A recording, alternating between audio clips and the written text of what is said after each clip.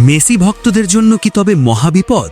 বিশ্বকাপের মঞ্চে এমবাপ্পের এক অবিশ্বাস্য টর্নেডো, আর তাতেই যেন চুরমার হয়ে গেল লিওনেল মেসির গোল্ডেন বুট জয়ের স্বপ্ন। ফুটবল বিশ্বকে স্তব্ধ করে দিয়ে 10 গোলের এক রুদ্ধশ্বাস থ্রিলারে বদলে গেল সব সমীকরণ। ইংল্যান্ড বনাম ফ্রান্সের এই রোমাঞ্চকর ম্যাচে ঠিক কী ঘটেছিল, কেনই বা কপাল পুড়ল মেসির? জানতে ভিডিওটিতে একটি লাইক দিয়ে চ্যানেলটি সাবস্ক্রাইব করে সাথেই থাকুন। বিশ্বকাপের তৃতীয় স্থান নির্ধারণী ম্যাচে আজ মাঠে নেমেছিল ইংল্যান্ড ও ফ্রান্স। প্রথমার্ধেই বুকায়ো সাকা আর রাশফোর্ডদের একের পর এক গোল বন্যায় ফ্রান্সকে ভাসিয়ে দেয় ইংল্যান্ড। 4টি গোল হজম করে যখন ফ্রান্সের বিদায় ঘণ্টা বাজছিল, তখনই শুরু হয় কিলিয়ান এমবাপ্পের রূপকথা।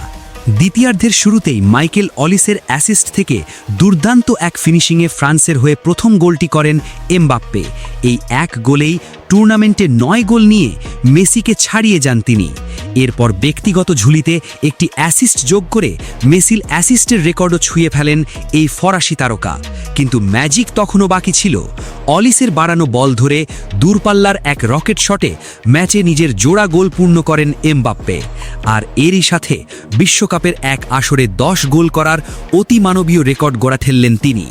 এখন গোল্ডেন বুটের দৌড়ে মেসির চেয়ে স্পষ্ট 2 গোলে এগিয়ে কিলিয়ান এমবাপ্পে। আর তাতেই সমীকরণ দাঁড়িয়েছে চরম কঠিন।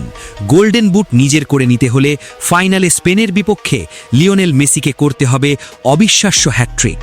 কি মনে হয় আপনাদের, ফাইনালে স্পেনের বিপক্ষে 3 গোল করে মেসি কি পারবেন এই অসম্ভবকে সম্ভব করতে? কমেন্ট বক্সে এখনই আপনার মতামত জানান। এবং আপনি আমাদের চ্যানেলে নতুন দর্শক হয়ে থাকলে পরবর্তী আপডেট সবার আগে পেতে ভিডিওতে একটি লাইক দিয়ে চ্যানেলটি সাবস্ক্রাইব করে রাখুন। ধন্যবাদ।